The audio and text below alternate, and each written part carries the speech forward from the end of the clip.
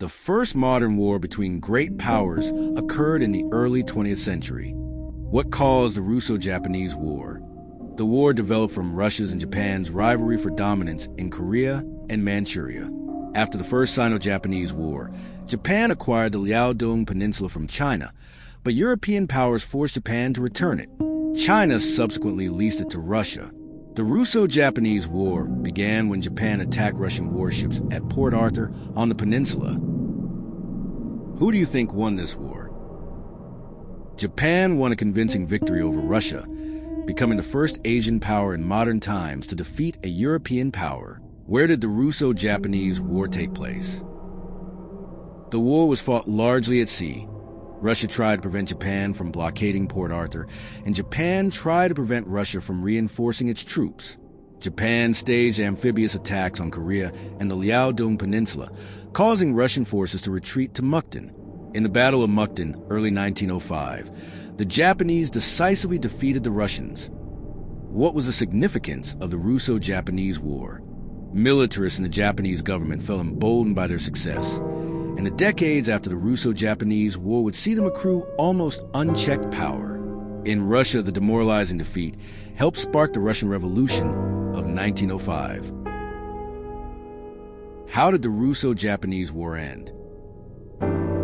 Massive battles at Mukden and the Tsushima Strait strained the resources of both Russia and Japan. So, when U.S. President Theodore Roosevelt offered to mediate a peace settlement, both parties agreed. In September 1905, they signed the Treaty of Portsmouth, in which Russia recognized Japan as a dominant power in East Asia. In 1905, a Japanese admiral, who fancied himself the reincarnation of Horatio Nelson, waged a battle for the ages against the Russian fleet at Tsushima Strait. On the night of May 26 to 27, 1905, two battle fleets, one Russian, the other Japanese, sailed toward the Tsushima Strait, the eastern channel of the Korea Strait between that nation and Japan. The Russian commander, Vice Admiral Zinovy Rozhesvinsky, desperately wanted to avoid contact and take his ships safely into Vladivostok, his nation's primary naval port in the Pacific. His Japanese counterpart, Admiral Hikuro Togo, was determined to locate, engage, and destroy the Russian fleet, and thus effectively end the Russo-Japanese War in his country's favor. Rozhesvinsky's hopes to evade a fight were soon shattered. The ensuing clash, the first between fleets of modern steel battleships, was to be as much a defining moment in naval, political, and diplomatic history in the 20th century as the Battle of Trafalgar had been a century earlier. By the time the smoke cleared, Imperial Russia had involuntarily ceded both its naval dominance and considerable political influence in the Far East to a newly resurgent and expansionist Imperial Japan. The February 1904 to September 1905 Russo-Japanese War centered on rival expansionist ambitions, erupting over which nation would dominate Manchuria and Korea. Russia was desperate to acquire a warm water port of its own in the Pacific, while Japan wanted to expand its sphere of influence north of its home islands. Negotiations between the two nations, which proposed Russian control of Manchuria and Japanese hegemony over Korea, ultimately collapsed, sparking the first major war of the 20th century. Hostilities commenced when the Japanese made a surprise attack on, sought to blockade, and then laid siege to the Russian base at Port Arthur on the Liaodong Peninsula. Subsequent naval clashes, all won by Japan, culminated in the August 10, 1904, Battle of the Yellow Sea, a strategic victory for Japan, albeit tactically inconclusive. Japan won the naval battle overwhelmingly. But what about the land battles? During May, the Japanese Second Army, under General Yasukata Oku, landed on the Guangdong Peninsula. On May 26th, force, outnumbering the Russians 10-1, won the Battle of Nanshan, cutting off the Port Arthur garrison from Russia's main forces in Manchuria. Two more Japanese divisions landed on the eastern Korean coast to form the Third Army, under General Nogi Maresuk, which was to operate against Port Arthur. A further division, to form the nucleus of the Fourth Army, under General Michitsu Natsu, was landed on the Manchurian coast. Even an unexpected sortie of the Russian naval squadron at Port Arthur, which for a time paralyzed the Japanese land offensive, and then the sudden appearance of the Russian Vladivostok squadron in the Straits of Tsushima. which added to the anxieties of the Japanese high command, did not embolden the Russian command to adopt more aggressive tactics. Toward the end of July, Kuropatkin engaged Hiroki's First Army, after which Kuropatkin fell back on Liaoyang, and there remained on the defensive, although he had considerable opportunities to attack the advancing enemy columns. On August 25th, the Battle of Liaoyang was joined, and after 9 days of stubborn fighting, the Japanese won a significant victory in spite of inferior numbers, 130,000 against 180,000 Russians. Nevertheless, their loss of some 23,000 men faced them with serious difficulties, for they had limited trained reserves. The Russians, meanwhile, had withdrawn in good order toward Mukden, where they were now receiving reinforcements via the Trans-Siberian Railway at the rate of 30,000 men per month. Realizing that the Japanese were nearing the end of their resources while the Russian army was gaining in strength, Kuropatkin resolved now to take the offensive. Despite this new, more assertive strategy, Kuropatkin made careful preparations to hold Mukden, which, as the capital of Manchuria, had special political importance.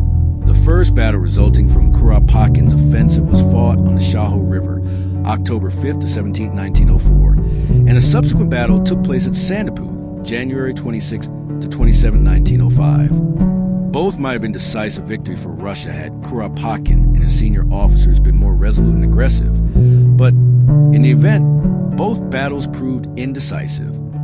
Meanwhile, at Port Arthur, the Japanese found the Russian garrison much stronger than they had expected. The Russian defenders had done much to fortify their position with breastworks and barbed wire, and they possessed several machine guns. After making several very costly attempts to take the fortress, the Japanese abandoned general assaults and resorted to siege tactics. The dragging on of these operations distressed the Japanese command, for it not only tied down their Third Army, which they needed urgently in the main theater of war, but also lowered the morale of their troops in Manchuria. The news of the sailing of the Russian Baltic Fleet for East Asia made the Japanese redouble their efforts to take Port Arthur. Russian machine guns took a vicious toll on the Japanese attackers, who suffered very heavy casualties as a result of the storming tactics to which they had once again resorted. Observers from the armies of Western Europe and the United States were embedded with both the Japanese and the Russians, and the effect of machine gun fire on mass infantry assaults was gruesomely apparent to all. However, the lessons of Port Arthur would go largely unheeded by European commanders, who would replicate the same sanguinary tactics on the Western Front during World War I. The final and greatest land battle of the war was fought for Mukden, February 19th to March 10th, 1905. Again, Kuropatkin decided to attack, but this time the Japanese forestalled him. 3 Russian armies faced the Japanese, from right to left, the second under General Alexander von Kaulbars, the third under General Alexander Bilderling, and the first under General Nikolai Leinvich, comprising 330,000 men and 1,475 guns in all. This force held firm against 3 Japanese armies under the command of Marshal Ueo Oyama, who had 270,000 men and 1,062 guns. After long and stubborn fighting and heavy casualties, Kuropatkin decided to draw off his troops to the north, a movement he carried out successfully, but it left Mukden to fall into the hands of the Japanese. Losses in this battle were exceptionally heavy, approximately 89,000 Russians and 71,000 Japanese having fallen. Japan was now exhausted and could not hope to pursue the land war to a successful conclusion. Its salvation would come with a stunning naval victory at Tsushima, along with increasing internal unrest throughout Russia. The Treaty of Portsmouth. For Russia, the disastrous course of the war had seriously aggravated unrest inside the country, and the surrender of Port Arthur, followed by the loss of Mukden and the devastating defeat at Tsushima, made the emperor accept the proffered mediation of U.S. President Theodore Roosevelt. It was, however, the Japanese government that had taken the initiative in proposing peace negotiations. Exhausted financially and fearing a long, drawn-out war of attrition far from their bases, the Japanese hoped that the acute unrest in Russia would compel the government to discuss terms, and their hopes proved justified. Roosevelt served as mediator at the peace conference, which was held at the Portsmouth Naval Shipyard in Kittery, Maine, U.S., August 9 to September 5, 1905. In the resulting Treaty of Portsmouth, Japan gained control of the Liaodong Peninsula and Port Arthur and the South Manchurian Railway, which led to Port Arthur, as well as half of Sakhalin Island. Russia agreed to evacuate southern Manchuria, which was restored to China, and Japan's control of Korea was recognized. Roosevelt was awarded the Nobel Peace Prize for his role in ending the conflict. Thank you for watching.